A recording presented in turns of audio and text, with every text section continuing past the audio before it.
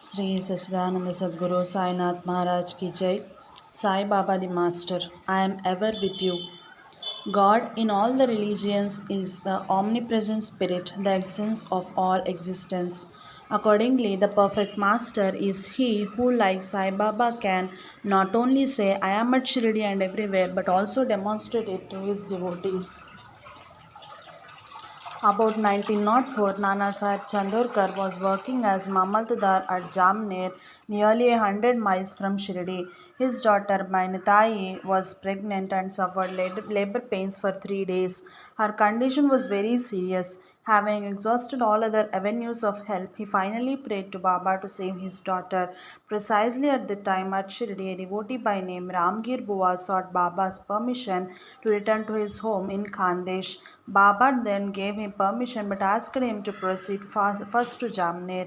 There he was to deliver a packet of Udi and a devotional song written down on a piece of paper at Nana Sahib Chandorkar's place and then go home.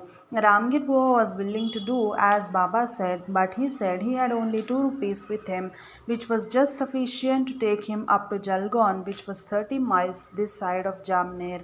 He had no money to proceed from Jalgaon to Jamner. Baba gave him no money but assured him that all that was needed would be provided for. Then Baba gave Ramgir an Arati song written by Shama on a piece of paper and Udi. We have to note that Baba used it to address Ramgir as Bapugir Bua.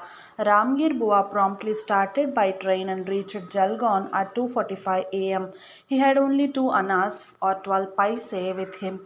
He saw all other passengers engaging tongas for other places and was wondering whether Baba wanted him to walk the distance of 30 miles. Just at that moment, a peon arrived there calling out, who is Bapugir Bua of Shirdi? When Ramgir Bua introduced himself, the peon said that he was sent by Nana Sahib with a tonga to receive him. The peon and Ramgir Bua got into the tonga and proceeded fast towards Jamner. On the way, when they came to a brook, the coachman took the horses to the stream for drinking water. The peon then offered breakfast to Ramgir Bua, but as he had a beard and moustache, Bapugir took him for a Muslim and so was unwilling to eat it. The peon assured him that he was a Hindu of Kshatriya or warrior caste, and the breakfast was prepared and sent for him, but that is Ramgir Bua by Nana. Ramgir took the breakfast. Soon the Tonga reached the outskirts of Jamner. Ramgir alighted at a spot to answer the calls of nature. When he again returned to the road, he was puzzled to see that the coach and the peon had left. However, as the village was near, he inquired and arrived at Nana Sahib's house. There he learned about Maintai's critical condition and realized why Baba had asked him to go first to Jamner to deliver the Udi packet. Nana Sahib received the Udi and song. Udi was given to Maintai and the Arti song was sung before Baba's picture. Immediately Maintai delivered a child and the danger was past. And Nana Sahib wondered how Baba knew that Maintai's life was in danger.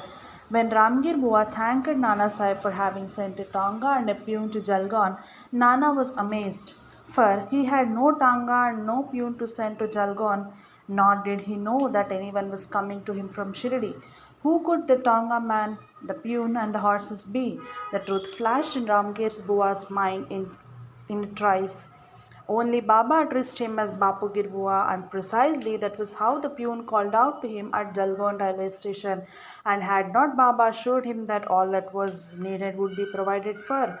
But why not he, Baba himself, go as mysteriously to deliver the Udi to Nana? Only because Baba wanted everyone that witnessed the miracle to see for himself how he could go to any length to protect his devotee. Indeed, there are cases of Baba going to people in distant towns and cities in his own form in his double. In 1917, Appa Sahib Kulkarni was posted at Thana. He used to worship a picture of Baba in his house. One day he went to Bhivandi on a proposed camp of 7 days. On the third day after his departure, a fakir who resembled Sai Baba turned up at his house. Mrs. Kulkarni and her children asked him whether he was Sai Baba. He said that he was not Sai Baba but his obedient servant. Then he asked for dakshina. Mrs. Kulkarni gave him 1 rupee. The fakir received it, gave her a packet of udi to be kept in her worship, and went away. Mrs. Kulkarni and her children were very happy at this miracle of Sai Baba, but a great miracle was in store for them. Owing to some unexpected turn of events, Appa Sahib Kulkarni returned home on third day and was sorely disappointed to know that he had very narrowly missed a chance of seeing Sai Baba coming to his house. He said that if he were present at the time of the fakir's arrival, he would have given a dakshina of 10 rupees and not merely 1 rupee. He, however, wanted to try his luck and so went out and searched all over the locality but could not trace the fakir. He returned home, took his meal, and along with his friend Mr. Chitre went out for a walk. But a little away from his house, he saw a fakir walking briskly towards him. Even while Kulkarni was wondering whether he was the same fakir, the latter approached him and asked for dakshina. Appa Sahib gave him 1 rupee, but the fakir wanted more. Appa Sahib gave him 2 rupees more. Still, the fakir was not satisfied. He borrowed 3 rupees from his friend Chitre and gave them to Fakir, but he wanted more. Appa Sahib then requested the Fakir to come to his house to receive Dakshina and taking him home gave him 3 rupees. The Fakir again demanded more. Appa Sahib said that he had only a currency note of 10 rupees. The Fakir took it and returned all the 9 rupees that he had received earlier. Satisfied with the dakshina of 10 rupees, the fakir went away, and precisely that was the amount that Appa Sahib said he would have given if he was present when Baba came to his house earlier. The fakir did not take a rupee less or a rupee more. Further, owing to Fakir's silent demands for more, the Kulkarni would get 9 rupees consecrated by Baba's touch. They kept the same in their shrine for worship. Later, when Kulkarni examined the packet of udi that the fakir had given his wife on his first visit, he found it miraculously transformed into akshatas, rice made yellow with turmeric used in worship, and petals of flowers. Raghuvir Purandare of Bhadra records his experience of Baba's physical appearance before him away from Shirdi. My wife got an attack of cholera and the doctor gave her up as hopeless. Then I saw Baba standing by the side or Datta Mandir in front of my dadar house, and he ordered me to give the udi and tirtha holy water, and so I gave her the same. Half an hour later she recovered sufficient warmth of body and the doctor felt hopeful of her recovery and she recovered. Mahalsa Pati, one of the closest of Baba's devotees, went on a pilgrimage to Jejuri along with a palki or palanquin and a few companions. There they learned that there was an outbreak of plague and there were very much dejected and they were very much dejected. Mahalsapati stood there dumb and sad, leaning against this palki. Suddenly, he had a feeling that somebody was standing behind him and turned around. Sai Baba stood there and he at once disappeared. Mahalsapati remembered that Sai Baba was always with him in spirit. They were emboldened to stay on at Jejuri for 4 complete days and all of them returned to Shirdi safe. When Mahalsapati went to the Arka Mai, Sai Baba smiled and said, Bhagat, you had a fine pilgrimage. When you stood leaning against the palki, I came there. C.K. Rege of Indore was once laid up with an attack of sciatica at his father-in-law's house at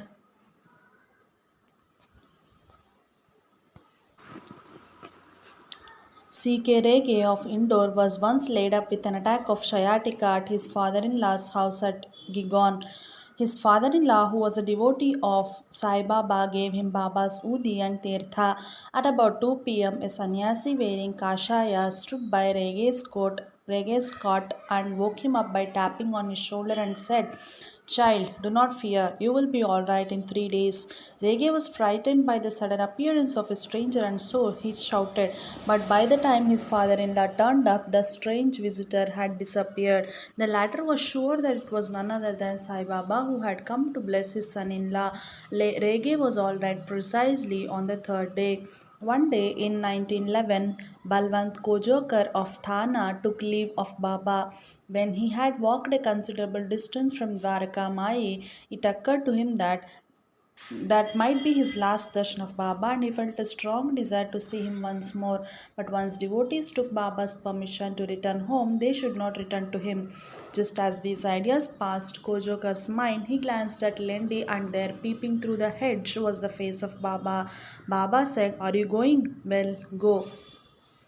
Mrs. Chandrabai was an ardent devotee of Sai Baba. She visited Shirdi now and then, but her husband Borkar never did. But as he was his devotee's husband, Baba showered his grace on him too.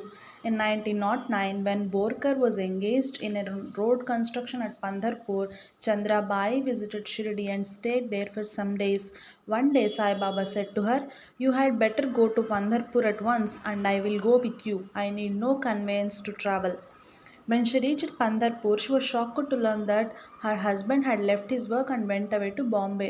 She had only a little money in her purse and she had two companions with her. She just managed to go up to Kurdwadi, and there she sat in the railway station, brooding gloomily about her helpless state. Suddenly, a fakir appeared before her and asked her why she was gloomy. She gave an evasive reply but was surprised when he told her that her husband was at Dond and that she should at once go there. But Chandrapai had not got the needed fare. Then the fakir at once handed her 3 tickets to Dond and went away before she could ask him anything. She then proceeded to Dond. Meanwhile, Borkar, who was at Don railway station, drank a little tea and was dozing on a bench.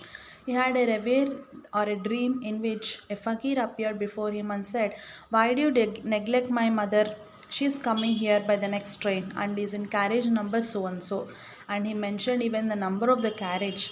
Borkar got up wondering who that fakir could be. The train arrived and Chandrabai stepped down from the railway carriage of the same number as mentioned by the visionary fakir.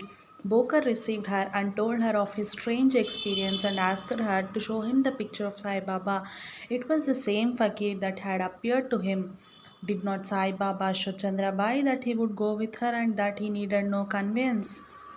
Sai Baba often manifested himself before his devotee in some other form. In such cases, Baba always confirmed it to the devotee. We have noted earlier how Sai Baba appeared before Rege in the form of a sannyasi and that Rege's father-in-law was Baba's devotee. In 1914, Rege's third daughter was to be married and an invitation was sent to Baba. Baba sent his reply, "I will come in person and attend the marriage." As the marriage ceremony was in progress, the postman delivered a letter from Baba along with a packet of oodi. The oodi was to be applied to the foreheads of the bride and the bridegroom. Just about the same time, a fakir came and asked Rege's father-in-law for a dakshina of 1 paisa. As he was busy with the ceremony, he did not pay attention to the strange visitor. Later, it occurred to him that the fakir was Baba himself. Then Rege said that if indeed the visitor was Sai Baba himself, he should confirm their faith in him through a sign, that is, by appearing again. Next day, the same fakir turned up and asked for dakshina of 1 paisa only. Rege gave it gladly. The fakir, however, declined their invitation to dinner. B.V. Dio, a Mamaltadar at Dhano, was an ardent devotee of Sai Baba. Once his mother completed the observance of 30 religious vows and had to feed nearly 200 Brahmins. Dio fixed up a date for the feeding and wrote a letter to Jog at Shirdi to request Baba on his behalf to attend the feast. When Baba heard Jog's reading of Dio's letter, he said, "I always remember him who always remembers me, and I fulfill pious wishes. I need no conveyance. Write to Dio that 3 of us, you, I, and someone else, would attend it." Joe conveyed the reply to Dio. Dio knew that Baba never left Shirdi physically and yet was happy to receive such a reply. A few days earlier, a Bengali sannyasi arrived Dahanu to collect funds for cow protection. Dio told him that as collections were just then being made from the public for some other cause, it would be better for him to come to Dahanu 1 or 2 months later. And the sannyasi went away. But he arrived at Dio's house at 10 a.m. on the day of the feast, hardly a month after his earlier visit. Dio thought that he came to collect funds. The sannyasi then told Dio that he came for lunch and not for funds. Dio heartily invited him for the feast. There are two others with me, the sannyasi said, and assured him that they would turn up in time by themselves and that no messenger need be sent for them. Precisely at 12 noon, the three guests arrived, enjoyed the feast, and left. After the ceremony, Dio wrote a letter to Shirdi stating that the feast went on well, but for Baba's breach of his promise. But even before Jog had opened the letter at Shirdi, Baba said, "Ah, Dio says that I broke my promise. I did attend the dinner with two others. I even tried to help him recognize me by saying that we, the guests, were three, that we came not for funds but for lunch. I never failed to keep my promise. If he cannot recognize me, why should he invite me at all?" Jog was mystified at Baba's words and he promptly conveys Baba's words to Dio. His mother was overjoyed that the culmination of her woes should be so graced by Baba. One day, a devotee named Joshi took leave of Baba and asked him for Udi. Baba told him that he would get it later. When was traveling by train, a fellow passenger gave him Udi, saying that it was sent for him by Sai Baba. In 1909, the elder brother of Balwant Nachne was undergoing a throat operation in Bajikar's hospital in Bombay. Naturally, the whole family was anxious about it at Dahanu. At noon, a sadhu approached their house for food. They received him with due respect and fed him well, but did not serve him one dish of lady's finger called bendi baji, as it was considered too poor a stuff for such a revered guest. But he specially asked for it and it was served. Then he blessed the family, saying that the operation was completed at the hospital quite successfully and went away. Hari Bhau, a friend of Nachne, expressed the hope that by Sai Baba's grace it might be so. That was the first time that Nachne ever heard of Sai Baba. In the evening, Nachne's father returned from the hospital and told the family that the operation was completed successfully and that soon after, a sadhu approached the patient and passing his hands over the operated portion said that all would be well and went away. Later the same year, Nachne's father heard of Sai Baba's greatness from a kirtan devotional singing of Das Gano and the family soon started worshipping Baba's picture. In 1912, Nachne visited Shirdi with two of his friends.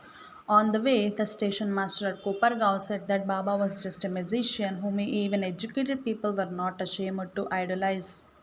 Though Nachne's mind was much unsettled by the talk, they just arrived at Shirdi. Sai Baba, who just then returned from Lendi, looked at Nachne and said, "What, have you come away without taking leave from the Mamaltadar? Never do like this." This proof of Baba's omniscience completely tore the station master's version to pieces. Their 3 days stay at Shirdi confirmed their faith in Baba. One day Sai Baba said to other devotees, "I had been to this man's house for a meal. He did not give me bendi baji." Nachne's mind ran back to the incident of 1909 and realized that Sai Baba had graced his house already in the form of that sadhu even before the family ever heard of him. What surprised Nachne more was that Sai Baba did not at all resemble the sadhu whom he had observed quite closely 3 or 4 times at Dahanu. Adam Dalali of Bandra says regarding Baba's visit to him in different forms, "He has come to me in other forms and dealt with me. For instance, once he came to me as a Brahmin and begged for something. I gave him 2 annas then. Once he came to me as Marwari and said he was hungry. I gave him 4 annas and asked him to go to Marwari hotel for his meal. Later when I went to Shirdi, Baba dropped significant hints showing me that he had visited me in those forms. For instance, on the latter occasion, he said of me to someone else, 'I went to this man, he told me to eat at the Marwari hotel.' What we have to note is that in assuming such forms, how ungrudgingly and uncomplainingly he was pleased to be so treated by his devotees. Were there not the same devotees that would offer lavish gifts to him at Shirdi and spend lots of money on their trips to that place just to get his blessing? The God man of infinite mercy has proved these statements literally true. Such statements as, for instance, "I get angry with none. Will a mother get angry with her kiddies? Will the ocean send back the waters to the several rivers? I love devotion. I am the slave of my devotee." When Anna Chinchanikar first visited Shirdi, he stayed there for some days. During that period, there was a sudden outbreak of plague at Chinchani. All his relations left that place in haste, leaving his wife alone. She was terribly frightened. During that period, Baba appeared before her physically 12 times till at last the epidemic subsided. Baba protects not only his devotees but even their near and dear. One Mr. Keshavrao Pradhan stayed at Ukrul near Bombay. Though he had heard of Sai Baba, he did not believe in him. He did not visit Baba till his friend compelled him to do so in 1916. Later, he was quite changed. He repeatedly visited Shirdi and invited Baba to Krul. Baba simply gave him a picture of himself and said, "Go to your place and raise a temple of this." That is his form which you call Baba. "Don't come here again. Go." When Pradhan again visited him, Baba said, "When I have come to your place, why are you here? Your place is your Shirdi now." Pradhan submitted that he had not got the confirmatory experience of this fact. Later, Pradhan raised a mandir at Ukrul and installed an idol of Baba in it.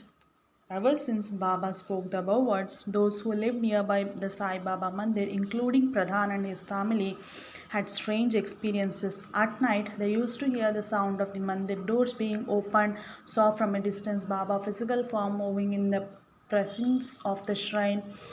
Finally, they saw him withdrawing into Mandir at about 3 a.m. and closing the doors of the Mandir. Several Leelas of Baba took place there, and the number of devotees visiting the shrine rapidly increased. Even after Baba's Mahasamadhi, the devotees had clear proof of his spiritual presence there. For instance, in 1940, the temple was being renovated after Pradhan's demise, but the funds were not forthcoming. A devotee named Narayan Purohit undertook Parayana of Sri Sai Satcharitra to secure Baba's help in the matter. In 3 or 4 days, Baba appeared in his dream, moving about in the precincts of the temple, saying, "Where is my dhuni? If there is no dhuni, how can this be Shirdi? How can the temple be complete?" Then he threw stones at all, fuming and fretting. Accordingly, with the consent of a trustee of a dhuni, 8 by 4 was made. Sir A.R. Valewalkar, son of Dabholkar, the first biographer of Baba, lit up the dhuni in April 7, 1949 at 10 a.m. He stayed at Bhivapuri, which is close to Krul, under the instructions of Baba in a dream. In February 1918, when Bapuji Shastri had brought Ganges water and did Abhishek to Baba's feet and then sought his permission to go to Sajangad for Das Navmi, Baba said, "I am here and I am there also." Later, Bapuji went to Sajangad at 5 a.m. on the day of Holy Das Navmi. Baba physically appeared before Bapuji. Baba is present everywhere. Jai Sai Master.